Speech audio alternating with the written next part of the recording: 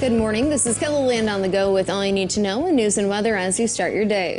KELOLAND news anchor Don Jorgensen and his wife were taken to the hospital after their motorcycle and an SUV collided on Monday. The crash happened Monday afternoon at 69th Street and Western Avenue on the south side of the city.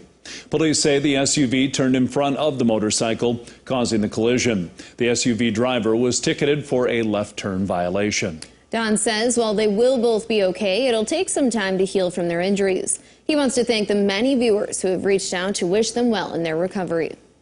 We are learning more about a weekend stabbing outside a Sioux Falls bar that sent 2 people to the hospital.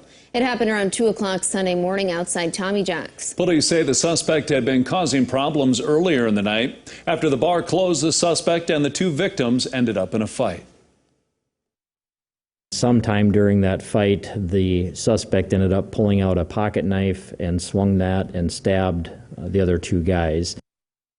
Police say the suspect, 25-year-old Nicholas Tolk, left the scene but was later arrested for 2 counts of aggravated assault. One of the victims, a 39-year-old man from Sioux Falls, received potentially life-threatening injuries.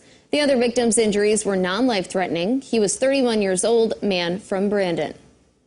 A federal judge is expecting to announce a decision sometime today whether the U.S. Department of Interior must give the state government another fireworks permit. Governor Noem's administration is waiting for the decision and had not sought any proposals yet from vendors for 4th of July fireworks over Mount Rushmore.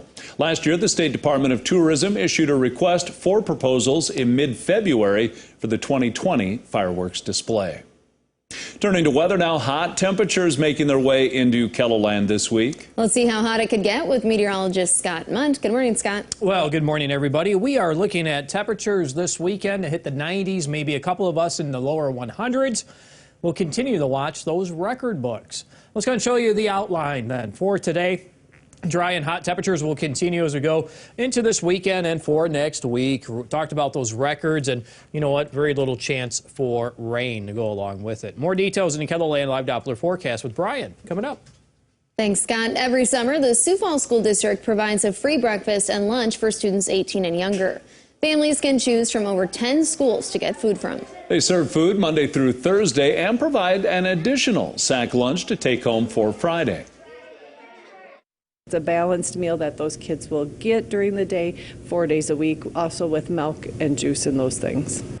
Hawthorne principal Stephanie Jones says last year, due to the pandemic, they made every meal a grab and go. With restrictions lifting, families can feel free to dine in. The Sioux Falls School District has announced new COVID-19 protocols for summer programs. Masks for students and staff in summer programs will move from expected to optional. School officials also say that contact tracing will no longer be done in the school setting. Staff will continue to identify and exclude symptomatic and positive cases. The Sioux Falls School District says if circumstances in the community change, it'll reinstate safety measures as needed.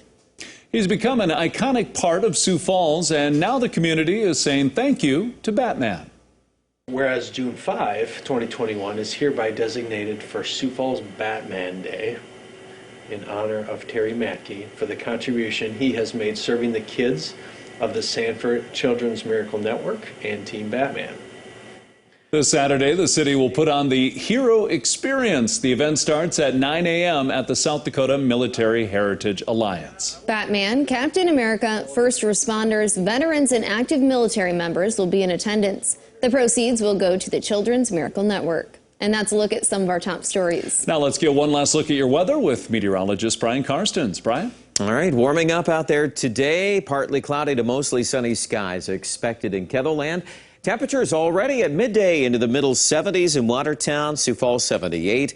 We'll continue to climb through the 80s this afternoon. I think Aberdeen will probably end up outperforming some of the latest data there and reach at least mid to upper 80s later on this afternoon. We are forecasting dry skies tonight.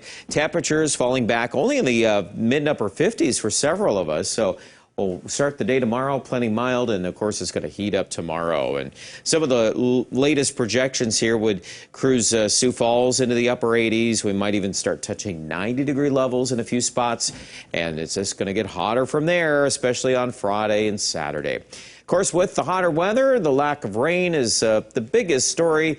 And the 7-day forecast on the European model continues to reflect that. The American model, by comparison or contrast, is perhaps a little bit more active at the very end of the 7-day, but we're going to be very slow to adding rain chances to the forecast at this time.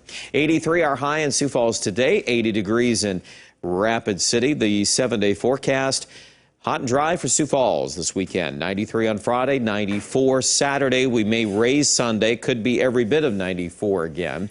Slightly cooler next week, anticipating that the humidity levels will increase next week. Initially, this is a dry heat for Aberdeen. When we say that, we're talking probably dew points in the 40s, so your relative humidity is going to really go down Friday afternoon and Saturday afternoon. Sunday's kind of one of those days where there's some potential for a weak frontal boundary in North Dakota to sweep in. We may drop the numbers a little Sunday, but we may go back up again Monday. So that's another little subtlety that we'll continue to follow there. For now, for Pierre, we've kept it between 95 and 100 throughout the weekend forecast. And no mention of rain yet. We're not going to add that yet until we see better evidence of that developing next week. And Rapid City, 95 on Friday, 94 Saturday. Check out details with our Storm Center update that's posted right now at KELOLAND.com.